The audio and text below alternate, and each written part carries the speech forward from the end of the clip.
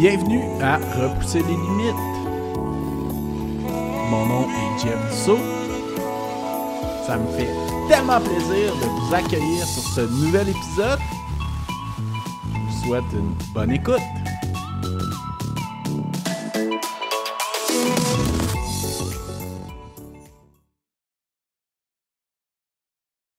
Bienvenue à Repousser les limites. Cette semaine, je reçois un athlète, un nouveau coureur d'endurance qui est ostéopathe de formation, qui est entraîneur, préparateur physique, qui a plein de cordes à son arc.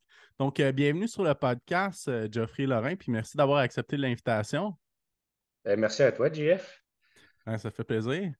Donc, pour commencer un peu, là, comment que le sport est arrivé dans ta vie? Le sport est arrivé dans ma vie, mais j'ai toujours fait un peu de sport. Plus jeune, mettons, avant d'être adolescent, mais je faisais beaucoup de vélo comme tous les enfants, pas mal de notre âge. On partait toute la journée en vélo, on allait se promener dans le bois, on se baignait, puis on faisait du sport toute la journée. Ensuite, j'ai fait beaucoup d'arts martiaux, du jiu-jitsu, du grappling plus jeune. Puis, OK. j'ai vraiment commencé à être sérieux dans le sport à l'âge de 14 ans quand j'ai découvert la musculation. OK. Puis, j'aimais ça. Il y avait les compétitions d'hommes forts qui gagnaient en popularité dans ce temps-là. Puis je voulais devenir vraiment fort. C'était Le mon but de nouveau faire des Hugo compétitions d'hommes Gérard. forts. Ouais, ouais. Il venait de l'Outaouais. Fait que c'est une figure c'est à ce moment-là, je voulais faire un peu comme lui. Fait que OK. j'ai commencé à m'entraîner dans le garage chez mes parents. Puis on m'a tout équipé. Mes parents ont dit, ben lave nos voitures. Mon père avait une compagnie de gros camions, puis il dit, lave les camions, puis je vais te payer sinon tu vas repayer ton équipement. J'ai commencé à laver les camions, puis j'étais tout équipé. J'avais un énorme équipement d'haltère. Puis c'est de même que j'ai commencé à m'entraîner sur une base régulière, puis j'ai vu que j'avais des bonnes capacités physiques dans la force, naturellement. OK, Fait que j'ai super. commencé la compétition de powerlifting à ce moment-là. OK, OK. Puis t'en as fait longtemps de ça? On est fait de 14 à 18 ans. J'ai OK. commencé à 14 ans à lire sur l'entraînement. Dans ce temps-là, je n'avais pas accès à Internet parce que je viens de la région de la campagne en Outaouais, à la pêche. Puis Internet n'existait pas dans les débuts 2000 jusqu'à chez nous. Mhm. Puis c'est là que j'ai commencé à m'entraîner. Puis j'ai vu que j'étais vraiment fort au soulevé de terre, le monde appelle le deadlift. Quand Ouais, j'avais ouais, ouais. regardé sur Internet, il y avait un record canadien qui était comme 350 livres. Je suis comme, hey, je suis capable de faire plus que ça. Puis il y avait les championnats, ils appelaient ça Nord-Est canadien, qui étaient à Matane. J'ai mes parents, je OK. dis, hey, je vais aller faire une compétition. Je dis, je suis capable de battre le record canadien de 350 livres. Et comme, ah ben, on va aller à Matane. Puis j'ai fait ma première compétition comme ça, puis j'ai eu la piqûre. OK, puis t'as-tu battu le record? Oui, j'ai battu le record. Ah ouais? Ouais, à ma première compétition, j'avais été là, j'avais fait 397 livres, si je me souviens bien. OK. J'avais 15 ans à ce moment-là, 15 ans ou 14 ans, moi, je me souviens plus exactement. Puis en plus, J'avais c'était réussi mon vraiment premier record. nouveau là, pour quelqu'un qui a fait ça. Ouais, ouais, ouais. Puis j'étais quand même, les gens étaient comme, ouais, le jeune, il lève quasiment 400 livres, puis il paye 160 livres, c'est quand même bon. Quasiment 3 fois ton poids. Ouais, Ouais. ouais, c'est quasiment 3 fois, ouais. Puis après ça, mon but, j'ai fait les championnats québécois, les championnats canadiens, je me suis rendu 2 fois au championnat du monde. Ah ouais, OK. Ouais, ouais. Puis j'avais vraiment, la première année, je pense que j'ai été au championnat du monde, c'était en 2017. Je pense que j'avais terminé deuxième. J'étais comme un peu frustré. Fait que là, j'avais passé toute mon année à l'âge de 18 ans à pas boire, pas sortir, pas rien faire, me coucher à 10 heures, me lever à 7 heures tous les jours, bien manger, pas manger de cochonneries, plus qu'un repas par semaine. Puis je voulais les gagner. Puis j'ai fini par les gagner en 2018. Puis après ça, c'est là que j'ai arrêté. Après ça, j'avais trouvé ça dur, un an de préparation de vivre juste pour ça. Quand t'es jeune, c'est pas, Ah, c'est c'est beaucoup de difficile. sacrifices, hein? Ouais. OK. Fait qu'après 2018, t'as tiré un peu la plug là-dessus. Ben, je continue à m'entraîner. J'ai essayé de revenir un peu après ça, vers l'âge de 23 ans, mais ça n'a pas trop marché. J'ai commencé à avoir des blessures. Je me mettais un peu de pression moi-même. Là. Je voulais performer absolument parce que j'avais toujours performé. Puis j'ai fait, ah, ben, je vais mettre ça de côté, puis je vais juste m'amuser. Je continue à m'entraîner en force parce que j'étais passionné par ça, mais j'ai arrêté de mettre de l'investissement à vouloir faire de la compétition. Ouais, puis de te mettre de la pression personnelle aussi, à un moment donné, ça devient dur, puis ça peut devenir lourd un peu. Oui, oui, oui. C'est ça, je vois aujourd'hui des fois des athlètes qui, justement, ils se mettent des pressions, puis c'est pas le fun quand on rentre dans ce mode-là, assez de l'engrenage que notre cerveau, il est comme de vouloir comme performer parce qu'on a déjà performé ou des choses comme ça. Des fois, c'est dur sur le moral, c'est pas toujours facile. Fait que ça me nuisait beaucoup à ce moment-là. Fait que j'ai dit, ah, ça me joue trop dans la tête, je vais arrêter. Là. Je veux pas pourrir ma vie à essayer de faire quelque chose de même. Là. Ouais, ouais, ouais. Puis, est-ce que tu sais, par curiosité, si c'est encore le record canadien? J'ai aucune idée, faudrait que j'aille voir un moment donné sur Internet. OK, super. Je check sur mon Puis, Instagram, je pense que j'avais mis un article de journal là-dessus sur un des records que j'avais fait. Le OK, journal est venu m'interroger plus jeune, puis je l'ai publié sur Instagram, sur mon compte. OK, c'est bon, on va regarder ça, super. Puis, après ça, après 2018, tu as continué à faire du sport un petit peu plus mollo, là, dans le fond, la musculation. La course est arrivée un petit peu plus tard, Ouais, la course est arrivée vers décembre 2018, début 2019. en plein hiver. Ouais, ouais, ouais. Ben, ça l'est arrivé un peu avant ça. Ça arrivait officiellement en fin septembre, puis un peu en novembre, mais c'était pas sérieux. C'est parce que une de mes amies est entraîneur. Ben, c'est OK, devenu une de mes amies. C'est un athlète de la région que j'ai rencontré dans un magasin de suppléments. Puis, elle s'appelait Valérie Lapointe. Puis elle avait une douleur. Elle s'en allait au championnat du monde Spartat niveau élite. OK, OK. Elle dit, ah, j'ai une douleur au dos. Puis je vais voir tout le monde, ça marche pas. J'ai dit, ben, je peux te donner un coup de main. Puis, là, elle est venue à mon bureau, puis on a fait de l'orthothérapie, de la thérapie manuelle, du massage. Puis j'ai donné des exercices, puis sa douleur s'est estompée instantanément. Fait qu'elle a pu aller participer à sa compétition. Il était au lac Tao, je crois, à ce moment-là. Ça, c'était OK. en septembre 2018. Là, elle me dit, tu devrais venir courir avec mes athlètes, puis leur donner des exercices. Ben, moi, j'étais un athlète de force. Du sport, faire quelque chose en haut de 10 secondes, ça se faisait pas dans ma tête. Là. Ouais, Il me ouais, disait, ouais. ah, viens courir. Alors là, j'allais courir avec eux autres 2 kilomètres. Je cours pas 2 kilomètres. Là. Je déteste courir. Moi, tu me parlais de courir à ce moment-là. Je vomissais mon déjeuner la journée d'avant.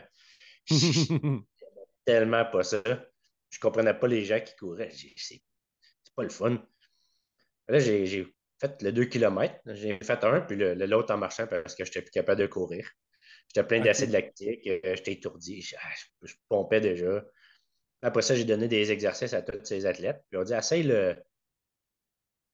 la course Army Run à Ottawa avec nous autres. Je suis comme, ah, je vais l'essayer. OK, hein. Je dis, c'est par solidarité envers vous autres. Ça, c'est Parce un que je vous 5 donne des km, exercices. hein, je crois. Le 5, 10 puis le 21. OK, OK. Fait qu'à ce moment-là, je dis, OK, ben, moi, je m'inscris au 10. Ils ont dit, ben là, vas-y progressif. Là. Commence avec le 5. Je dis, non, non. Moi, Mhm. j'avais jamais couru. Je courais avec des souliers Nike bien normal, Jordan, que tu achetais au Foot Locker, des bottes de coton, des shirts de basket, puis un t-shirt de coton. J'ai couru avec ça. Ça donne une idée. Fait que je vais le faire en 1 heure en plus. Je checkais mon balai, mais je ne me suis pas entraîné. OK. Mais j'ai fait 1 heure 1. Mais là, j'étais un petit peu fâché. Fait que j'avais déjà fait des formations de cardiovasculaire dans le passé. Fait que je dis, ah, ben, je vais m'entraîner pour le prochain 4 semaines, puis je vais faire le prochain 10 kilomètres que je trouve sur Internet. Je trouve la Cookie Run à Ottawa. C'est OK. parfait. J'ai l'essayé. Je me suis entraîné 4 semaines. Puis pendant ces 4 semaines-là, moi, j'aimais beaucoup. Je faisais des voyages. J'allais faire de la randonnée. J'avais été en Guadeloupe, en Martinique, en Dominique, faire des belles randonnées, monter en haut des volcans. Puis j'avais vraiment adoré ça. Puis quand j'étais dans le bois randonner avec mes chiens, j'ai vu des coureurs. J'ai dit, hey, je vais courir dans le bois, c'est une belle place pour s'entraîner au lieu de marcher. Je ne savais pas qu'on pouvait courir dans le bois à ce moment-là. Mhm. Là, j'ai couru 14 kilomètres, puis j'ai trouvé ça facile, puis j'ai aimé ça. J'ai dit, aïe, aïe, elle dit, là, j'appelle mon ami, je dis, hey, j'ai couru 14 kilomètres, puis je le savais, c'est parce qu'il y avait des pancartes qui disaient que tu avais fait 7 kilomètres d'un sens, puis avec le 7 pour revenir. OK. Je dis, hey, j'ai aimé ça courir dans la forêt. Elle dit, vas-y, pas agressif, t'as couru trop. C'est trop, là, 14 kilomètres. J'ai dit, ben, c'est pas grave, j'ai aimé ça. Là, couple de jours après ou semaines après, je me souviens plus. Je fais le 10 kilomètres, puis je fais 57 minutes. Là, je dis, moi, courir sur la route, j'aime pas ça, mais dans le bois, c'est le fun. Elle dit, tu devrais regarder du ultra trail. Elle dit, tu serais capable de faire ça. J'ai dit, c'est quoi ultra trail? Là, ça, c'était en début novembre. Là, je check sur Internet. Là, j'ai regardé les gars. La première ultra trail que j'ai vue sur YouTube, c'est la Diagonale des Fous. C'est sur les Mhm. vidéos du Ultra Trail World Tour. Ouais, ouais, Là, j'ai ouais. regardé les gars, je dis, ah, ça n'a pas l'air si dur que ça. Ils n'ont même pas l'air à courir vite. c'est bon, la Diagonale des Fous, c'est pour ça que tu ne cours pas vite, mais une fois que tu y étais, tu comprends pourquoi tu ne cours pas vite. Puis, la journée que j'ai essayé mon premier ultra, c'était un reality check assez violent, merci. Ça se passait pas, je pense pas que c'était si dur que ça au début. Là, ça mijotait un peu dans ma tête. Puis en décembre, j'ai décidé de commencer à m'entraîner pour ça. J'ai dit, hey, je peux faire des beaux voyages. Tant qu'à voyager, je vais voyager pour courir d'abord. Puis c'est de Mhm. même que la course a débuté fin 2018, début 2019 dans ma vie. Puis depuis ce temps-là, j'ai arrêté de lever des poids. J'en fais encore 2 fois par semaine pour éviter les blessures, garder une certaine force pour le sport. Mais j'aime beaucoup plus courir maintenant. Puis passer beaucoup de temps en nature depuis que j'ai découvert ça. Mais j'ai toujours pas été un coureur de route. J'ai jamais retourné sur la route. Je vais peut-être l'essayer cette année. J'aimerais ça essayer un demi-marathon pour le plaisir. Mais OK. je suis pas, j'ai pas réussi à accrocher à courir sur la route. J'aime vraiment aller en forêt. Puis je pars, je me remonte. Tout ce que je mets, c'est je mets la carte. Je regarde pas le temps, je regarde pas où ce que je suis rendu, je regarde pas la distance, je regarde pas mon pays, je regarde rien. Puis j'aime juste m'évader. Puis après ça, je regarde ça une fois que ça a downloadé sur Strava ou sur ma carte. OK. Ouais, c'est sûr que le côté de courir en sentier est moins relié à la compétition un peu que sur la route. On est tout le temps au seuil de notre limite un peu plus, là. Ouais, ouais, puis c'est un bel environnement. Le monde dans le domaine du trail, sont quand même assez chouettes. Tu finis une course, on te donne une bière sur route, on te donne un bagel avec une banane puis une bouteille d'eau. Exact, ouais, c'est différent un peu comme univers. Tout le monde s'en va, les gens ils discutent pas beaucoup entre eux autres, puis tu vas sur le trail, le monde ils font du barbecue, ils jasent, ils ont couru 100 000, ils sont zombies, puis ils boivent de la bière, puis ils jasent. Ouais, c'est clair que la communauté est très, très différente là, en général. Super. Puis, ben, dans le fond, qu'est-ce que tu as fait dans ton parcours de trail, les événements que tu as accomplis? En 2019, si je comprends bien, tu as commencé à faire des courses officielles en sentier. Oui, oui, en 2019, je me suis entraîné en 2019, c'est ça. Ma première course, c'était QMT, je pense bien, si je me souviens bien. Ouais, QMT 50. C'était ma première course, puis que j'ai essayé en sentier. Mhm. Puis, ouf, j'ai pensé à mourir dans cette course-là. Quand j'arrivais, j'ai monté le Mont-Saint-Anne. Pendant là, j'ai dit, aïe, aïe, comment je vais faire pour continuer? Je suis plus capable. Alors, j'ai dit, oh, shit, c'est tough, ça. Là, il fallait qu'on redescende, puis on remontait par, je pense, c'est le Sentier des Pionniers Mhm. qu'on montait. Puis là, le Sentier des Pionniers, j'étais vraiment plus capable. Je me suis assis à terre, puis j'ai fait, wesh, Mhm. j'ai même plus d'eau, il fait chaud. Il faisait chaud, je souffrais. J'étais là, je dis, je pense que je vais mourir, man. Je suis plus capable de monter. Puis c'est là que j'ai rencontré un gars. Et je dis, il s'appelle Dominique Robin. Je dis, peux-tu rester avec moi? Je dis, je pense que je vais mourir, man. Je suis plus capable. Il va falloir aller chercher les secours. Je suis plus capable de monter. Je suis épuisé. Je suis déshydraté. J'étais blême, blême, blême comme un drap. Il dit, ah non, t'as pas l'air affilé. Il dit, je vais rester avec toi, puis on va monter ensemble. Il dit, on fait pas le cut-off pareil. OK. On a monté, mais vraiment doucement le sentier, puis on a fini par se rendre en haut. Quand on s'est rendu en haut, là, j'étais content en tabarnouche d'arriver. Ça m'a pris une heure et demie, à prendre un peu de force, puis être capable de redescendre par la nacelle. Mais cette course-là, c'est la course que j'ai, je pense, le plus souffert physiquement. Quand on dit bunker, là, c'est la seule fois que j'ai bunké, mais j'étais bunké vraiment solide. Puis à ce jour, est-ce que tu sais c'était quoi un peu la cause? C'était-tu un manque d'hydratation? Ben, il y avait un peu l'hydratation, puis il y avait un peu, peut-être, je pense, le manque d'expérience. Je suis parti un petit peu trop vite, puis j'étais pas assez en forme pour m'attaquer à ça. J'avais OK. pas assez de préparation, là. J'avais peut-être, si on calcule, mettons, je commençais en décembre, puis c'était fin juin, fait que peut-être 7 mois. Pour quelqu'un que j'ai jamais couru, je pesais 240 livres, un peu de muscle et un peu de gras à ce moment-là, mais c'est quand Ouais. même, c'est quand Ouais, même, puis c'est un parcours qui est particulièrement costaud pour un 50 là. ouais, ouais. C'est un beau Avec. parcours. Comparativement à tout le monde me parle de Mestachimo comme l'enfer. Puis la fois que je l'ai expérimenté, j'ai bien aimé cette partie-là, moi, par exemple. OK. C'était Ouais, puis c'est. le mont Saint-Anne au soleil. J'étais là, wesh! En plus, quand j'étais découragé de la vie. En plus, je dis, moi, je ne ferai pas ce sport-là longtemps, si c'est pour être demain. T'avais Maxime Leboeuf qui avait gagné cette année-là le 110. Puis après ça, tu avais Mathieu Blanchard qui a passé. Puis moi, je venais juste d'arriver en haut. Au sommet, à la deuxième montée, je vois ces personnes-là. Je dis, tabarnak, comment ils font pour courir vite de même, eux autres? Je dis, ils ont parti à 4 heures du matin, puis il faut qu'ils courent 110, puis ils ont peut-être 80 d'impact à ce moment-là, puis ça court encore comme s'ils ne seraient pas fatigués. Tu sais. C'est là, ouais, Impressionnant. je pense peut-être pas pour moi. Après ça, pendant l'année, mais j'ai fait des petites courses de la Mecque. Il y avait les courses de la Mecque qui étaient vraiment Ah chouettes, ça coûtait oui. pas cher. Pas cher, Puis, puis c'est des belles petites organisations en plus, hein. ouais, Ouais. fait que j'ai fait plusieurs petites courses de petites distances pour me préparer plus tard à mon objectif principal qui était Ricana. OK. Euh, Après ça, j'ai fait Transvallée. Oui. Oui, j'ai fait. Ça, c'était vraiment une belle course. Puis là, elle m'a marqué vraiment beaucoup parce que ma mère est décédée pendant la course, puis j'ai pas pu. Je ne l'ai pas terminée. Puis elle a une place spéciale dans mon cœur, cette course-là. Un jour, j'aimerais ça y retourner pour pouvoir en profiter un peu plus parce que c'était vraiment un bel événement, des parcours incroyables. Même si j'ai beaucoup d'émotions attachées vis-à-vis à ce qui s'est produit en même temps, au même moment. J'ai pas voulu que j'y revienne pour la terminer. Fait que j'aimerais ça un jour être capable de la refaire parce que t'es sur un terrain de camping, tu jases avec les gens, tu avais une course de nuit. Je sais pas, je sais que le format il a changé un peu, ça a été repris, est-ce que j'ai entendu dire, mais Ouais, ça ouais, doit ouais. être, ça doit être quand même encore assez bien. Là, si, je sais pas si c'est le format de 3 jours encore. Là. Oui, premièrement, mes sympathies pour ta mère. Puis ouais, c'est sûr que je comprends la mission que tu aurais d'y retourner pour refaire ça, puis de revivre ça, j'imagine aussi, là. Oui, ouais, c'est sûr que ça va s'en refaire un jour, ça. Ben oui, puis pour répondre à ta question, oui, le format a un petit peu changé, je pense, les distances, mais je crois qu'il y a encore le 3 jours, là. Ah ben, ça va être peut-être ça va être dans ma liste prochainement, ça. Super. Puis après ça, Il a est-ce fait. que tu as fait Arcana dans la même année, c'est ça?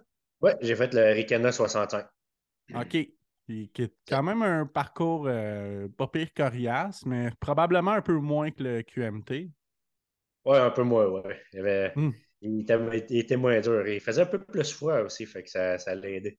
Ouais, ouais, ouais, ouais. Fait que comment ça s'est passé ton deuxième, premier ultra? Je sais pas comment tu vois ça, là, Ouais, mais. ouais ben, c'est le premier que j'ai réussi. Ouais. Mais j'ai trouvé ça. La course, je l'ai trouvé difficile. Rendu à la fin, là, mais puis ça m'a fait vivre beaucoup d'émotions. Puis j'ai trouvé vraiment difficile le début. Parce que je me suis dit, je vais partir mollo parce que je veux Mhm. vraiment réussir puis je veux pas manquer de jus. Ouais, Là, ouais. j'ai regardé ma montre, je courais peut-être un pace de 7, 7,30. Tu sais. Mais là, j'étais dans les derniers, puis je voyais les fermeurs derrière moi. Puis je suis comme, j'ai pas de bon sens. Faut que j'arrête de me mentir à moi-même. Je pourrais jamais faire un coureur. Là. Je suis fait pour les sports de force. Là.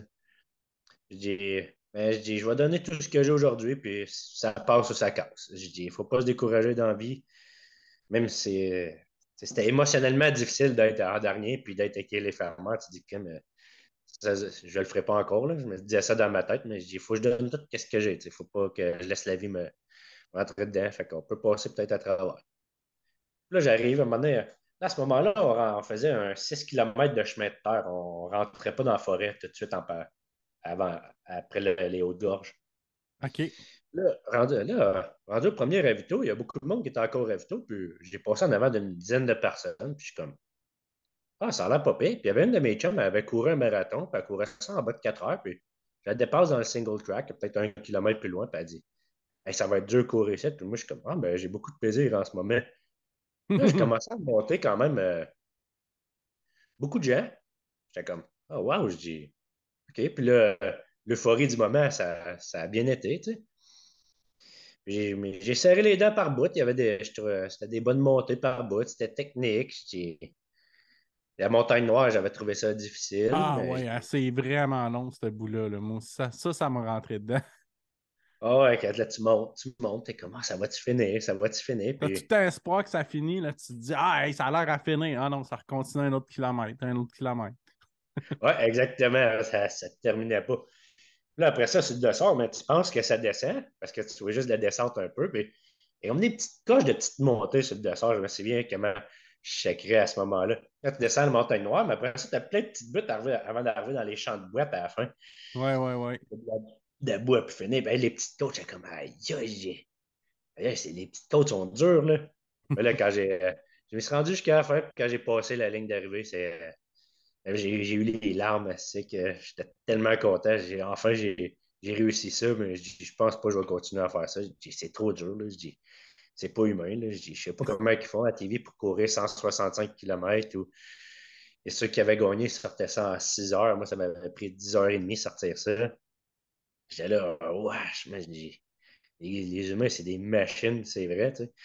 Mais quand j'étais fort, le monde disait ça de moi, fait que ça avait changé de côté. Puis, Puis après, qu'est-ce qui a fait que vas-y. ton mindset est revenu pendant la course? Sais-tu que tu t'es mis à avoir une meilleure énergie? Puis, y a-tu qu'est-ce qui a été l'élément déclencheur, en fait? Je pense que j'ai vu que j'étais plus le dernier, puis j'ai réussi à passer des gens. Ouais, ouais, ouais, OK. Je passais des gens, puis j'étais comme, ça me donnait quand je décourageais, je dépassais une personne, ça me donnait beaucoup des moments comme, ah, j'ai dépassé une personne. Ouais, ça t'a Puis là, encouragé, là. ouais, ça m'encourageait parce que mon découragement était plus associé à ce que j'étais pas capable de faire ça. Je me sentais comme incapable Ouais, parce ouais, que ouais. j'arrivais pas à aller faire mes courses, ça allait pas bien jamais. Tu sais. OK. Je faisais des DNF, il m'arrivait des petites bad luck tout le temps. Moi, je suis incapable de faire ça. Puis chaque fois que je passais une personne, mais ça me donnait un petit moment d'euphorie, puis ça me donnait une énergie. Puis quand j'ai repogné un down, mais ça donnait qu'il y avait toujours quelqu'un qui était là pour se laisser dépasser, pour me donner de l'énergie. Les astres étaient juste bien alignés. Super. Puis, à part ça, est-ce qu'il y a eu d'autres courses après ça en 2019? Non. Oui, oui, c'est vrai. Oui, j'avais fait le Midnight Moose 2 semaines après qu'il y avait dans le parc de la Gatineau. Ah Parce oui, oui, que oui. C'était-tu une course sur étape, je pense? ça, c'était le Bad Beaver Ah, Ultra OK, sur OK. 3 jours. Le Midnight Moose, c'était une course, c'était un 50 km, puis de nuit, Ah il ouais, fallait que tu OK. arrives avant le lever du soleil. Ah ouais, OK, super. Ouais. C'était une chouette course dans la région aussi, de nuit. J'aime ça courir de nuit, je sais pas pourquoi, mais de nuit, on dirait que ça passe toujours vite. Ouais, puis c'est plus zen, hein. Il y a quelque chose Ouais, ouais, Ouais. c'est spécial courir de nuit. Mhm. Fait que ça, Surtout c'était quoi la distance? le 50. OK, fait que 2 semaines après, tu t'es attaqué un autre 50. Fait que la récupération s'est bien passée d'Aricana. Ah non, pas tant que ça. La tête, oui, mais pas le corps. Ça n'a pas été long, je me suis retrouvé à marcher le reste du parcours. OK, Hey, celle-là, je devais se faire un coup, mais j'ai marché aussi. J'ai dit, je vais marcher, puis je vais le finir. Puis j'ai réussi à le finir. OK, Puis j'étais bien content. Ça avait été un beau petit challenge. Mais c'était le fun OK. d'aller dans des trails que tu connais un peu. Fait que tu pouvais un peu anticiper ce que tu faisais. Tu pouvais te gager. Arikana, c'était de la grosse découverte à chaque fois que je la faisais. Tu sais. Ouais, ouais, ouais. C'était moins une Puis, découverte ici, mais j'ai eu beaucoup de plaisir parce que je trouve que c'est important, mettons, quand il y a des courses dans ta région, de quand même peut-être y participer pour essayer de garder, encourager les événements locaux parce que beaucoup de courses à l'extérieur, mais il en faut dans notre région pour éventuellement peut-être amener des gens de l'extérieur ici, ouais, faire ouais, découvrir le ouais. sport, garder le sport dans la région. C'est clair. Puis sinon, de s'inscrire comme bénévole, là. Oui, oui, oui. Ça et tout, c'est une chose qui est importante, le bénévolat. Hein. Tu vas à l'île de la Réunion, il y a tellement. tellement de bénévoles qu'ils font un tirage au sort pour les bénévoles, pas juste pour les athlètes. Ah, Puis, ouais. ouais, ouais, ouais. Et les bénévoles, ils se battent pour être bénévoles à cause. C'est tellement un gros événement sur l'île que tout le monde veut y participer, d'une façon ou d'une autre. C'est rare que tu rencontres quelqu'un. Tout le monde a entendu parler, va participer, ou il a participé, ou a participé à quelque chose qui a un rapport avec ça, quelque part sur l'île. OK. Mais dans la région aussi, il n'y a pas beaucoup de bénévoles. Fait que cette année, ça, je me suis engagé à faire plus de bénévolat. Fait que cette année, j'ai fait 3 fois du bénévolat. J'ai fait le bénévolat au marathon d'Ottawa, demi-marathon, qui est le Extra OK. Mile Crew. Puis là, je Oui, cours oui, avec oui, les oui. gens, puis je les Pour encourage à aider à terminer. finir le dernier blitz, là. Ouais, ouais, ouais. Ceux qui trouvaient ça difficile, puis tu es là pour eux autres. Si je me trompe Puis- pas, c'est dans le dernier 5 kilomètres à peu près, ça? ouais, ouais, ouais, le 5-6 km. Ouais. T'as-tu déjà fait? Oui, oui, oui. Ottawa, ça a été mon premier marathon, entre autres. Puis en 2015. Puis je l'ai refait en 2016, puis je m'enligne pour le refaire encore cette année, peut-être, là. Le marathon? Ouais, ouais, ouais, ouais, ouais. Ah, cool. Bon, on va peut-être se croiser là. Moi, je vais faire le demi. OK. Ben, je vais Super. peut-être le faire. J'aimerais ça essayer une course de route une fois, pas une dernière fois, là, mais voir OK. qu'est-ce que ça donne. Mais OK. ça va vite sur route. Hein. C'est le boulot que tu cours, ça court vite. Hein. Ah, les C'est pas les défis mêmes sont affaires. différents pas mal, là. Ouais, t'es en difficulté dès le départ. Tu sais, ça fait mal, tu respires, t'es essoufflé, puis tu serres les dents jusqu'à la fin, tandis que en trail, mais t'es pas en difficulté dès le départ, c'est à la fin que tu serres les dents. C'est pas le même mal. Ouais, exact, ouais, ouais, ouais. Puis physiquement aussi, ça travaille vraiment différemment, là. Puis après ça, ben écoute, pour toi, dans ton parcours 2020, ben là, j'imagine que tu n'as pas fait beaucoup de courses officielles. Non, non, j'ai essayé à Ricana, mais je me suis fait une bandelette, puis j'ai pas été capable de terminer. Oh, OK, OK. J'ai fait un DNF. C'était la seule course qu'il y avait eu dans l'année avec le Trail Beluga, je crois, en 2020. Exactement, ouais, ouais, ouais, c'est ça. Fait Ah, fait qu'après que ça, tu as eu un problème de bandelette pendant la course? ouais, OK. Ça t'est arrivé en entraînement aussi ou c'était comme la première fois pendant la l'événement? première fois que ça m'arrivait. Oh, ouais, Là, je me ouais, suis mis à marcher, puis je faisais pas les quotas. Fait que, ben, j'aurais pu continuer, mais j'aurais fallu que j'arrête un moment donné ou un autre avec les quotas. Puis, tant qu'à être blessé, j'ai dit, ça n'a rien de me battre pour rien. Là. Je vais juste allonger ma souffrance. ouais, ouais. Je Puis marche. t'étais sur quelle distance? Le 125. Oh, OK, ouais. Ouais, ça peut être long longtemps, là. Ouais, ouais, ouais. J'ai réussi à boiter jusqu'au haut de gorge, puis après ça, j'ai arrêté. C'est-tu la mi-parcours à peu près? Ça a commencé dans la descente des Morios. Ah ouais, ouais. OK. Ah ben les hautes-gorges, c'est mi-parcours, ouais, c'est là que j'ai arrêté, mais la douleur a commencé dans la descente des Morios. J'ai descendu un petit peu trop rapidement. J'aime OK. ça, j'aime ça descendre vite dans les places techniques. Là, c'est mon petit dada, c'est mon gros Ouais, plaisir. ouais, je comprends ça moi aussi quand c'est possible. Et là, j'ai clenché là. Puis après ça, en va en bas, je suis comme, il y a quelque chose qui me fait mal sur le bord du genou. Ben, je vais continuer. Je fais la noyée, puis après ça, un moment donné, après dans la noyée, tu arrives à des places très techniques avant d'arriver à d'autres ravitaux. C'est quand même assez technique jusqu'au haut de gorge avant d'arriver sur l'asphalte. Mhm. Puis là, à un moment donné, ça s'est même fait trop mal. Je n'étais plus capable de descendre. Je descendais de côté, les reculons. Ouais. Fait que j'ai dit, ah, on va arrêter ça. Là. J'ai dit, ça n'a rien de me battre jusqu'à la fin. Ils vont me couper un moment donné quelque part, puis ça va être juste plus long.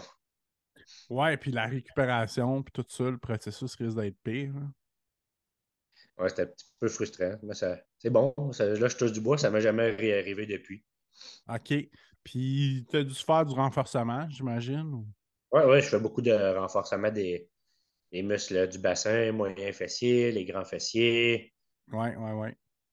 Je fais beaucoup de ces affaires-là. C'est pas mal ciblé là-dessus pour éviter justement les problèmes de bandelettes. Je fais du gainage aussi. OK. Genre, ça m'a aidé beaucoup le renforcement.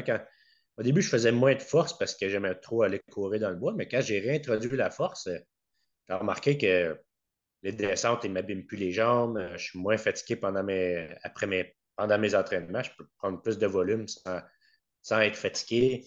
Puis ça a augmenté énormément ma vitesse et ma puissance en côte là, quand j'ai rajouté du renforcement. Là. Donc OK. au début, je n'aimais pas en faire, mais quand j'ai vu le résultat, ça a fait comme OK, ben, je vais en faire, j'aime ça maintenant. Je vois que ça paye, je prends un petit 40 minutes, 45 minutes, 2 fois par semaine. Ça paye pas mal, fait que on va le garder. Puis, c'est quoi que tu fais exactement comme renforcement? Je vais faire beaucoup du moyen fessier, comme des exercices coucher sur le côté, on va lever la jambe. Pour les grands fessiers, on va faire ce qu'il y en a qui appellent le pont, le glute bridge. Oui, oui, oui, oui, oui. Je vais faire beaucoup de step-up, euh, la presse à jambes, leg press. Ouais, Je vais faire des ischio-jambiers. Je vais faire des Nordic curls où tu as les pieds, les derrière, les mollets bien attachés. Puis tu fais juste déplier tes genoux, tu vas toucher ton nez au sol, puis tu remontes avec ton corps. C'est vrai que c'est une flexion du genou. mhm, Puis ça travaille les ischio-jambiers. C'est à peu près ça environ ce que je fais. Puis un peu des fois de mollet, c'est excentrique. On va faire pour travailler les gastronémiens. Je me mets dans une marche, puis je tiens un poids quand même oui. relativement pesant. Je me monte avec mes deux jambes, puis je me laisse redescendre très doucement pour renforcer le tendon d'Achille, pour diminuer énormément les risques de tendinite ou péritendinite du tendon d'Achille. Ouais, ouais. Puis quand tu dis excentrique, c'est que tu vas chercher plus une flexion de 90. Tu vas chercher plus bas un peu. C'est Non, ça, hein? excentrique, ça veut dire que c'est le mouvement d'allongement du muscle. Quand tu Ouais, allonges le muscle, tu relâches doucement ta contraction, ou ce que le muscle s'allonge. ouais, ouais, ouais. Ben, c'est un peu ça, ouais. Tu vas chercher, là, tu commences sur la pointe du pied, puis tu redescends jusqu'à la fin. Et Là, après ça, j'aide plus avec mon bas. autre jambe, je Ouais, me ouais, ouais. remonte, puis je descends très lentement. Je vois qu'il y a un poids que je ne suis pas capable de faire une répétition, de me lever avec juste le mollet, de une seule OK. fois. J'ai besoin de mes deux jambes pour me lever parce que je me reste redescendre à une jambe. Ouais, ouais, ouais, OK. Ça travaille beaucoup les tendons, c'est pour renforcer plus spécifiquement le tendon. OK, bon, ben, je prends des notes. Ça va me faire du bien. Ah, ouais, c'est les tendons d'Achille, c'est le tendon d'Achille de beaucoup de coureurs. Effectivement, ouais. Puis surtout, à force de faire du volume puis de l'endurance, c'est quelque chose qui se fatigue, là. Oui, oui, puis à un moment donné, j'avais tombé sur YouTube. Je checkais quelque chose sur la course. J'avais tombé sur Jeff Browning qui parlait que lui, il a gagné des courses. Il gagne des bons 100 000 encore à 54 ans, puis il est rendu peut-être à 55 ans. Puis il participe, il fait la Western State puis la Hard Rock à chaque année. Mhm. Puis il Puis est il fait encore toujours des. très compétitif malgré son âge, là. Oui, oui, puis il associe beaucoup justement la longévité justement au renforcement, à la nutrition, à la flexibilité. Mhm. Et c'est ça qui a permis de rester longtemps dans le sport. OK. Il expliquait tout ça, c'était quand même intéressant de l'entendre parler. Super. Puis, fait que saison 2020, bon, il y a eu Arcana. Puis 2021, tu as fait des courses officielles un peu? 2021. Ah ouais, ça a été une année, quand même une bonne année, puis quand même une année difficile à la fois. J'ai commencé par Gaspésia-Océan. OK. J'ai fait OK. le Par étape? Gaspésia-Océan. Non, juste le. Ah, ben, c'est pas le Gaspésia-Océan, ça, c'est le TP, le Ouais. TP7, je pense. Ah oui, c'est ça, excuse, ouais. Transpercé. Ouais, moi, Ouais, ouais, c'est ouais. pas le 100 000, j'ai fait le 100 kilos. Fait que OK. moi, je voulais faire un 100 kilos cette année-là, puis c'était le premier qu'il y avait après la pandémie. Fait que quand les inscriptions sont sorties, j'ai sauté là-dessus. Mhm. Mais, ouais, le parcours, il n'est pas comme sur les papiers. Hein. Il y a tout pour te décourager. Tu as des rivières à traverser, de la boue. Après ça, tu as des parties roulantes, des parties techniques. Tu cours sur la plage, ça va pas trop bien courir sur la plage. Sur un chemin de fer, à un moment donné, un ancien chemin de fer, tu cours, la foulée c'est bizarre sur un chemin de fer. Le parcours est fait un peu pour te casser. C'est pas un parcours facile. Tu sais, il dit 2800 mètres de dénivelé sur 5 km. Tu dis, ah, je vais faire ça rapide. Mais Mhm. c'est pas, ça se fait pas aussi bien que ça. Puis, à la fin de la course, mais tout le monde avait plus que 3000 sur leur montre. Fait que, on se demande encore si c'est pas volontaire. Que ça, et ça, mais le parcours est tellement beau. C'est vraiment beau. belle ambiance, la mer là-bas, ça valait vraiment la peine là, de faire quasiment un 20 heures de route d'ici, là. Mhm. Ça valait la peine d'aller faire ça. Puis après ça, je m'avais inscrit à QMT, mais 2 semaines avant, je me suis fait une grosse blessure au dos. Je me suis fait un hernie discale. Oh, OK. Puis j'étais même plus capable de marcher. Puis la journée de la course, le QMT, ça a dit, genre, je prends une chance, je le fais pareil. C'est pas une bonne idée, mais bon, je fais des niaiseries de même des fois, je me pousse un peu trop. Puis c'est là que j'ai battu le record du monde du DNF le plus rapide. Après 2 kilomètres, je suis plus capable de courir. Mon dernier est revenu. Plus capable de marcher. J'ai dit, il y a 2 kilomètres, un DNF. Mais je traînais jusqu'au départ. Puis les personnes qui ramassaient les choses au départ m'ont ramené d'une boîte de pick-up. OK. J'ai dit, ah, ça n'a pas marché. Fait que là, j'ai fait ma réhabilitation pendant 4 semaines. J'ai fait des exercices. J'ai pas vraiment couru. Mais j'ai réussi à réintégrer un peu du Stairmaster. Fait que c'était comme monter des escaliers. C'est un escalier roulant. Ouais, Je ouais, faisais ouais. de la marche, un peu de course. Puis j'avais mon inscription à Aricana. Puis Aricana, c'est ma première première course que j'ai finie. J'ai fait un DNF sur le 125. Il y a beaucoup d'émotions attachées à cette place-là. Tu sais, je vais là, puis je sais pas, je suis bien, j'aime ça aller à Aricana. Pour moi, c'est comme la fête du trail au Québec. C'est significatif, là. Ah ouais, ça vaut beaucoup pour moi, cette course-là. OK. Fait que là, il faut que je fasse le 125. J'ai mon hernie. Je sais pas si je vais le faire. Ben, j'ai décidé de le faire, mais je ne m'ai pas entraîné depuis 6 semaines. J'ai vraiment. Fait que je l'essaye pareil. Puis j'ai réussi à le faire. Mais vu que je n'étais pas entraîné, justement, encore d'une descente, je me suis explosé un genou. J'avais un Oh, genou qui fait une tendinite rotulienne. J'avais rendu vers peut-être au kilomètre 80. Ça allait quand même vraiment bien, vraiment, vraiment bien. J'ai jamais performé de même de toute ma vie. Je ne sais pas ce qui se passe, mais on continue. Mais j'ai arrêté un peu. Le genou s'est mis à m'enfler quand j'ai arrêté. Il est venu tellement enfler que je n'étais plus capable de le plier. Mais hmm. j'étais dans. Je me souviens plus, j'étais vraiment dans des bons temps. Là. Check le temps, je suis comme. Ah shit! Il me reste encore pas mal de temps. J'abandonne pas ce coup-là. Mais là encore, je me suis mis à redescendre du reculon, de côté, les descentes. Puis là, une semaine perdue un moment donné en chemin. J'ai dit, ah shit, je me suis perdu. Là, j'ai dit de remonter une longue côte. Avant d'arriver au ravito, je me suis dit, peut-être quel ravito. On arrive pour qu'on tourne à droite, mais moi, j'ai continué à descendre tout droit. J'ai dit, OK. ah non, shit, je me suis perdu. Je remonte la côte, puis j'ai réussi quand même à sortir ça, peut-être quand même en 23 heures en boitant là, les derniers 42 kilos, mais moralement, là, boiter 42 kilos, là, j'ai dit, je ne refais plus jamais ça. Ouais, ça a J'ai- dû être difficile, hein? Ah ouais, au dernier ravito, je me suis assis, je continue dessus, là, je dis, je suis tanné d'avoir mal. Là, il y a un gars qui me dit, il dit, tu vas avoir ton opinel si tu ne te décourages pas. Je dis, c'est quoi un opinel? Il dit, si tu le fais en bas de 25 heures, il te donne un petit couteau. Genre, ouais, Hmm. OK, il m'en reste pas grand-chose. Puis maintenant, il y a un gars que je connais, il me dépasse, il restait 2 kilomètres à la fin, mais c'était quand même des petites descentes avant d'arriver à l'arrivée. Fait que, il m'a dépassé, puis il arrivait quand même à 36 minutes avant moi. Ça te donne une idée à la vitesse que j'avançais. Je descendais Ouf. les côtes du reculon, 2 kilomètres, puis on a 36 minutes de différence. Fait que je les ai boités longtemps les derniers 42. Fait que, mais t'as dû quand même être fier de le terminer. Oh, ouais, ouais, ouais, j'étais content. Je voulais le terminer, mais faut que je la refasse un jour. Là. Je veux la refaire. Mais ça, j'ai Dans une compris meilleure avec. forme. Ouais, ouais.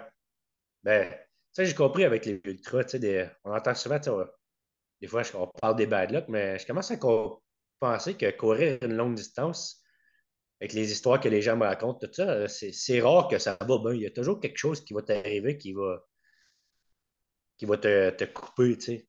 Ah ouais, Qui c'est va clair. faire en sorte que. C'est là, il faut que le moral embarque parce que soit de avoir, pour une raison X, parce que tu trop enchaîné les descentes, tu peux avoir des troubles gastriques, tu vas avoir mal quelque part, tu seras plus capable de manger, tu vas déshydrater, tu vas avoir mal à la tête, tu vas avoir un ampoule. Ça va, ça arrive pas souvent qu'une course est à 100% parfaite. C'est quand, je pense que c'est rendu plus une gestion de l'imparfait dans les ultras qui devient. Ouais, la game un peu. ouais, je suis bien d'accord avec toi. Puis ça dépend aussi à quel point tu es déterminé de la terminer. Tu sais, ton 125, tu étais vraiment, vraiment déterminé de la finir. Fait que tu l'as fait. Mais si tu te serais dit, aussitôt que j'ai mal quelque part, j'arrête, ben, tu aurais arrêté rapidement, probablement. Là.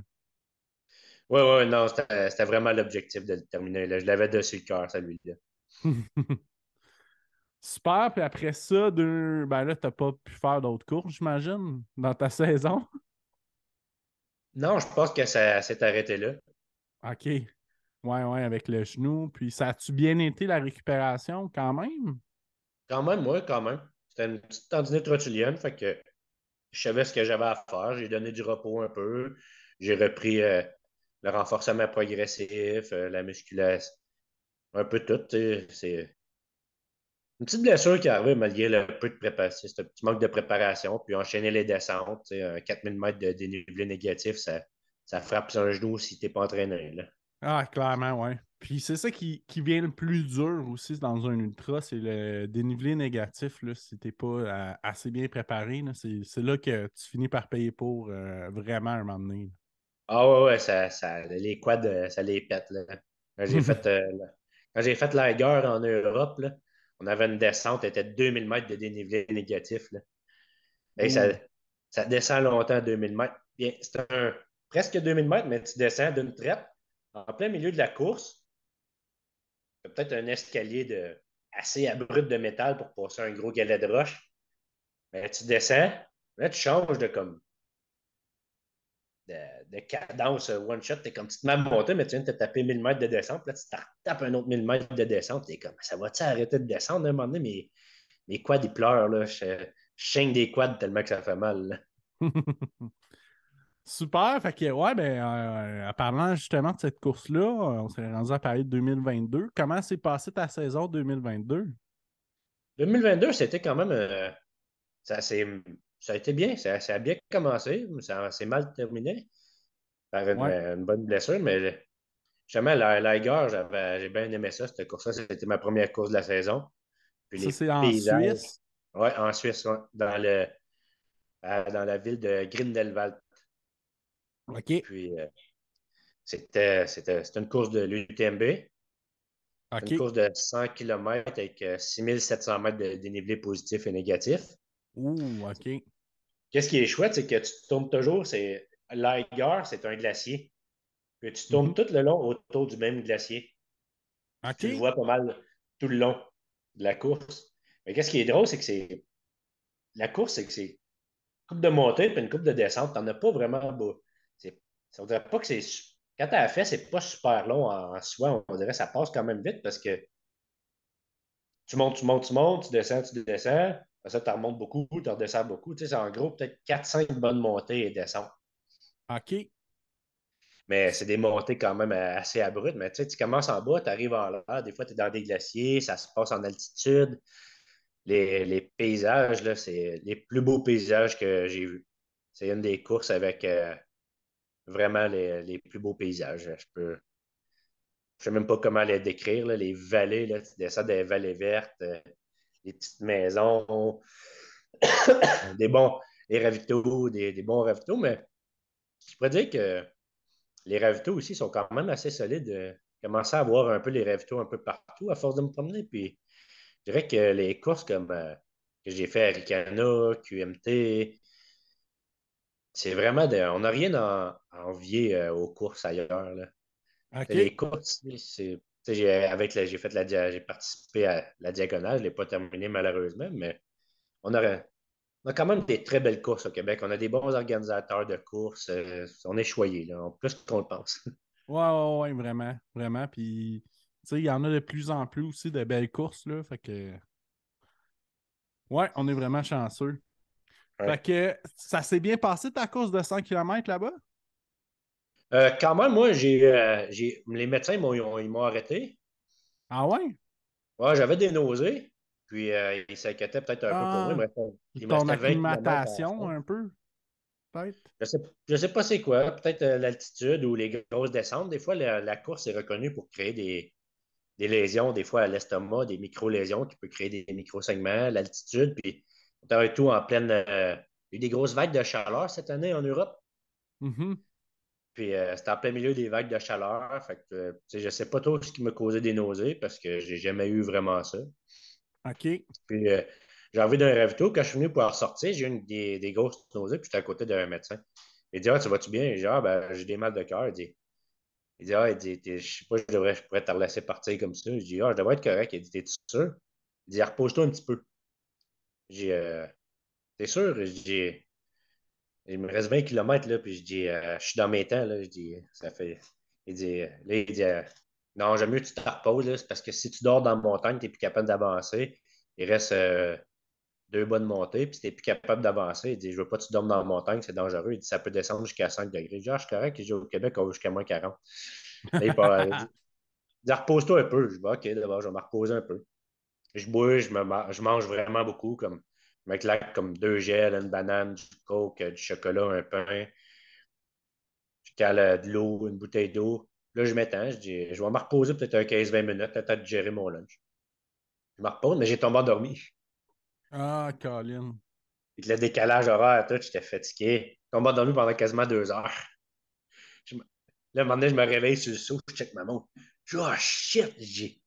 Il reste combien de temps? Il dit, oh, le cut-off était minuit, il était 8 heures le soir. Je suis comme, OK, mais il faut que j'y aille. Il dit, t'es-tu bien? Je dis, oh, je suis bien. Je dis, regarde-moi bien. Je sors dehors, je descends une côte, je la remonte en courant. Je dis, je suis top shape. J'ai recommencé à courir, mais les nausées sont revenues aussi vite. Ah ouais, OK. Ouais, je regarde. Puis là, j'ai regardé ma montre, puis j'ai remarqué que les nausées arrivaient toujours quand mon cœur montait en haut de 130.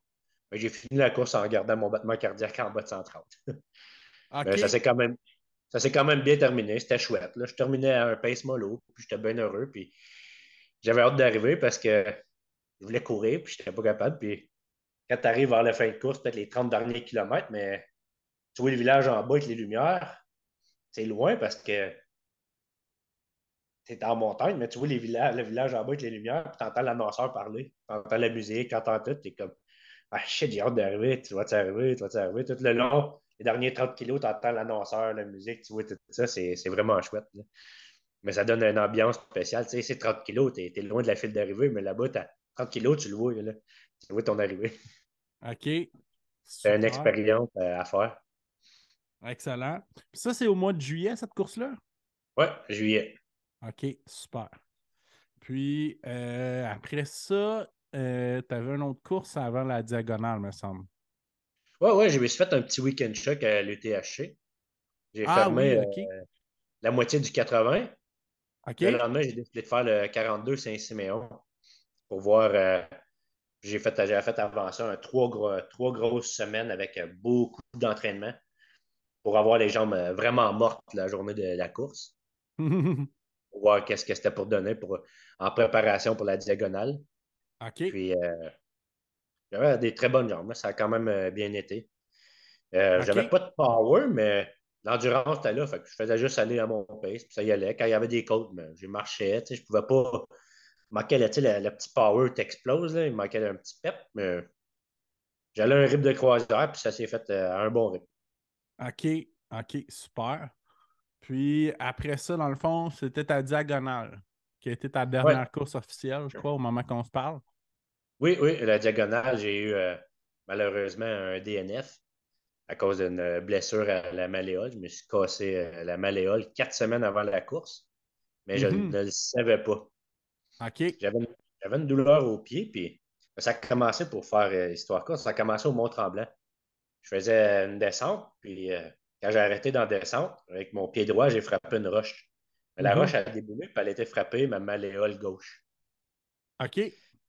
Sur la malléole interne gauche, qui est la malléole tibiale, il y a des muscles, un muscle en particulier que des fois il peut devenir un problème chez certains coureurs qui s'appelle le tibialis postérieur. OK.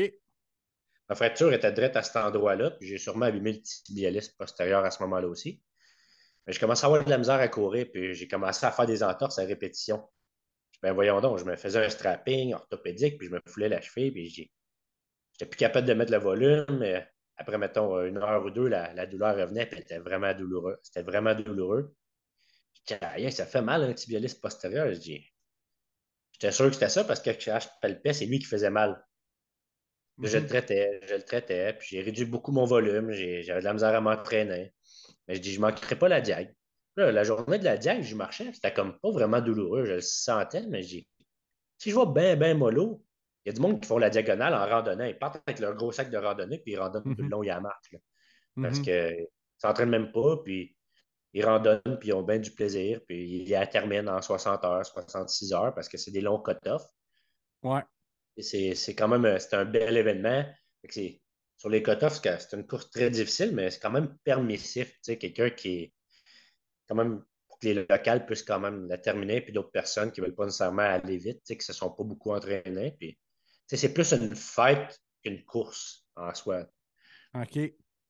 C'est pas une UTMB qui est à peu près qui est le même profil, mais pas la technicité, mais tu sais, c'est 44 heures. Celle-là, elle a 22 heures de plus pour terminer un 165 kilos avec 10 000 mètres. Mhm. Mais c'est ça, pendant la course, j'ai pris le départ. Ben mollo, ça allait bien. Puis, première descente, je me foule la cheville. Le pied est Oh. mort. La même. Je dis, ben, voyons donc, je dis, c'était même pas technique. Je dis, qu'est-ce qui se passe? Je dis, ça marche pas. Puis là, je continue, puis là, la douleur est vraiment devenue insupportable. Je n'étais même plus capable de marcher en dernier. Ah Fait que ouais. là, en arrivant à mort à bout, j'arrivais là, je dis, là, il faut que je prenne une décision.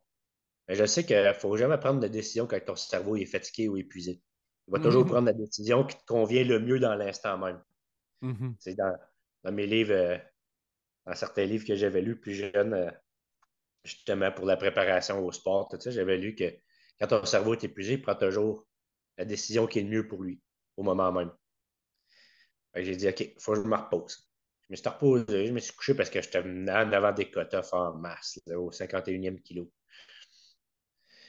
Puis je me suis reposé, puis là, je me relève. J'ai dit, est-ce que je peux terminer la course? Oh, ça m'étonnerait, j'ai trop mal. Est-ce que je peux aller plus loin? Oui. Si je vais plus loin, qu'est-ce que ça me donne? Pas de médaille. Je dis, j'irai pas plus loin d'abord. Je dis, je risque de me blesser plus, de plus pouvoir m'entraîner. Puis quand je peux pas m'entraîner, j'aime pas ça. Fait que j'ai dit, Mhm. moi, mon plaisir, c'est courir en forêt. C'est ça d'abord et avant tout. Puis les compétitions sont en deuxième. Fait que j'ai dit, j'abandonne. Je dis, je pourrais pas continuer. Puis l'an dernier, ici, je dis, j'arrivais comme le mercredi. Le jeudi ou le vendredi, je me dis, c'est pas normal, ça guérisse pas. C'est peut-être pas tendineux. Puis là, j'appelle en clinique pédiatrique, voir s'ils peuvent me prendre tout de suite pour une radiographie. Fait qu'ils me font une radiographie, puis justement, j'avais la malléole, une fracture malléolaire. Fait que j'étais obligé d'être dans une botte pendant 4 semaines. Fait que j'ai pas pu plus m'entraîner en revenant. Mais au OK. moins, j'étais content parce que au moins, on savait ce que j'avais. Ouais, ouais, ouais. Puis présentement, est-ce que c'est revenu? Ça va mieux? Ouais, ouais, ouais. Je vais quand même progressif parce que j'ai le pied puis le mollet qui se fatigue vraiment vite. Fait que OK. je prends le retour progressif à la course. J'en profite pour faire ben du ski de fond. Je cours, OK. je cours 2 jours, du fractionné, du 3-1, du 4-1, 4 minutes de marche, 4 minutes de course, 1 minute de marche, des choses OK. comme ça. Parce que l'impact me courbature le pied puis le tendon d'Achille. Fait que je cours un peu pour pas me OK. blesser. Puis je mets ben du volume en ski. Comme ça, il n'y a pas vraiment d'impact. Puis ça retravaille le système musculaire. Ça va me permettre de retrouver un bon niveau de forme. Ouais, puis comme le ski de fond, c'est super bon pour garder le cardio, là. Ah, avec dans le parc de la Gatineau aussi, on est tellement choyé pour le ski de fond, il y a des trails à pu finir. Ouais, ouais, ouais. Puis écoute, avant de terminer ça, Geoffrey, on a déjà eu la conversation, toi puis moi, que tu sais que c'est le classique d'un coureur de trail qui est le surentraînement.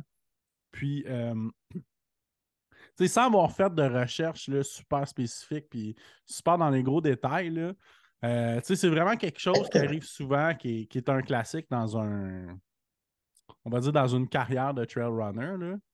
Puis, penses-tu que c'est plus spécifique aux coureurs de trail qu'aux coureurs de route? C'est dur à dire. Je ne sais pas si c'est le plus spécifique à ni un ni l'autre, mais ce qui a été découvert dans le surentraînement, c'est que souvent, il y a beaucoup de cas de surentraînement, c'est relié à un RED. OK. R-E-D apostrophe S. Ça veut dire Relative Energy Deficiency in Sport. Ça veut dire que les gens sont ils ne mangent pas assez. Ils sont en restriction calorique trop Ouais. longtemps. OK. Puis c'est là que souvent les troubles hormonaux peuvent se mener, les troubles de sommeil, les troubles d'humeur, Ouais, la ouais, perte de ouais. motivation, la perte de performance, l'augmentation des risques de blessures, les fractures de stress, des ruptures. Je ne sais pas si c'est plus spécifique, mais je sais qu'il y a quelque chose qui est spécifique, c'est souvent relié à des gens qui ne mangent pas assez. Après ça, tu OK. Puis, as, d'autres facteurs aussi. puis, puisque tu connais quand même pas pire en nutrition, est-ce que tu penses que quelqu'un qui fait du jeûne intermittent, c'est un danger potentiel? Ouf, je suis peut-être pas assez calé dans le domaine, mais pour Ouais. réflexion rapidement, si OK. on pense que c'est la, c'est le manque d'énergie, peut-être pas le fait de faire le jeûne intermittent qui est le problème, c'est plus le fait de ne pas La absorber au face. total assez de calories Ouais, c'est ça. Ouais, ouais, ouais. pour avoir la récupération. Si tu fais un jeûne intermittent pour épuiser tes réserves de glycogène pour aller courir après, puis devenir un meilleur brûleur de graisse, si tu refais, si tu manges assez après pour que ton corps ait les protéines, les lipides pour reconstruire les dommages que tu as créés, puis après ça, qu'il y ait les glucides pour avoir l'énergie nécessaire, je pense pas que ça serait un problème OK. tant que ça à la base. Ouais, C'est ouais, plus la ouais. façon que c'est fait. Tu sais, si la personne jeune puis elle n'absorbe pas assez, c'est peut-être à ce moment-là nocif, mais des fois, peut-être consulter une nutritionniste, des fois, il faut juste s'assurer tu sais, qu'elle peut faire un petit suivi, faire sûr que tout est correct pour pas qu'une personne se cause des problèmes à long terme. D'avoir des bons guidelines puis un professionnel pour t'encadrer. Ouais, ouais, tu sais, pas obligé d'avoir un plan alimentaire, rien, mais d'aller voir une bonne nutritionniste qui va dire, ben, ouais, mais tu sais, avec ton jeûne intermittent, ça t'empêche, tu manges juste 1200 calories, puis tu aurais peut-être besoin d'en manger 2000 Non, pour c'est ça. la récupération. Là, tu es plus en train de t'épuiser. Tu sais, si tu veux faire ton jeûne, même rentre ton nombre de calories nécessaires ou de protéines ou de lipides. Tu sais, des fois, les personnes se blessent, mais ne mangent peut-être pas assez de protéines. Mais à ce moment-là, il faudrait regarder avec un nutritionniste qui pourrait faire un bilan plus spécifique pour la personne. Puis, selon toi, là, qu'est-ce qui peut être des signes d'une personne qui commence à faire du surentraînement, qui hésite, puis qui ne sait pas. Puis, ben, tu en as parlé un peu, là, la fatigue chronique, c'est souvent un des premiers signes qu'on pourrait percevoir. Oui, la fatigue, les blessures à répétition, Oui, oui, oui. les fractures de stress, les troubles de sommeil. Les troubles de sommeil, des fois, les sommeils agités. OK. Ça peut aider. Ça peut aider à savoir c'est quoi le problème. Des fois, c'est un mélange de tout ça. L'irritabilité, des fois, les gens deviennent plus irritables. Mhm. T'sais, des fois, il y en a qui sont trop motivés à s'entraîner, mais ils perdent la motivation dans certaines choses dans le jour. OK. Ça peut être des signes, certains signes, il y en a plusieurs, mais c'est ceux qu'on peut quand même rencontrer assez souvent, qu'est-ce qu'on je viens de dire. Ouais, ouais, ouais. Puis, y a-tu euh, y a-tu des choses, y a-tu des outils disponibles, mettons, pour quelqu'un qui veut se documenter là-dessus que tu pourrais suggérer? Se documenter, mais tu peux quand même tu peux consulter un entraîneur ou tu peux des professionnels. Ça, c'est le Sur Internet, on peut retrouver de la bonne information, mais moi, un outil que j'aime bien utiliser, c'est la variabilité de fréquence cardiaque. OK, ouais, ouais, ouais. Des bons outils, tu as le Oura Ring. OK, Maintenant, ouais. Garmin, tu peux, avec les nouvelles montres Garmin, tu peux regarder ta variabilité de fréquence cardiaque. Comme des fois, mettons, j'ai une journée très chargée de travail, puis des fois, le lendemain, je pourrais faire des intervalles, mais j'ouvre ma variabilité de fréquence cardiaque. Elle a Mhm. baissé un peu. Je suis comme, ah, ben non, j'ai accumulé une fatigue à cause du stress d'hier. Fait que je vais repousser mes intervalles, puis je vais me repousser. Je vais aller faire un petit jog à la place ou une sortie de ski de fond bien relax, puis je vais mettre mes intervalles la journée d'après. OK. Donc, Puis, d'avoir un entraînement plus flexible et plus adaptatif. oui, oui, oui, parce que le stress quotidien, tous les stress qu'on vit, le stress à l'entraînement, le stress de la famille, le stress du cellulaire, euh, tous les stress qui peuvent exister vont avoir un impact sur notre entraînement. Fait que des Ouais, fois, ouais. ton entraînement, il ne sera pas efficace si tu vois que ta variabilité de fréquence cardiaque n'est pas bonne, mais ton entraînement, il ne sera pas efficace. Là. Mhm. C'est ça, tu as Ouais. les montres Garmin qui le font, tu as les Oura Ring qui sont bons, tu as l'application Elite HRV que tu peux utiliser aussi, qui est quand même bien pour ça. OK, OK, super. Ben, excellent. Ben, écoute, on va te souhaiter une bonne récupération pour ta malléole, ta cheville, un peu tout ça, pour bien repartir 2023 vraiment solide. Ben, merci beaucoup, c'est bien gentil. Puis, ben, merci de ton passage sur le podcast. Puis, on va te souhaiter une bonne saison 2023. Ben, ça me fait plaisir. Je te souhaite une bonne saison à toi, puis merci de m'avoir invité. Ouais, ça fait plaisir. Merci.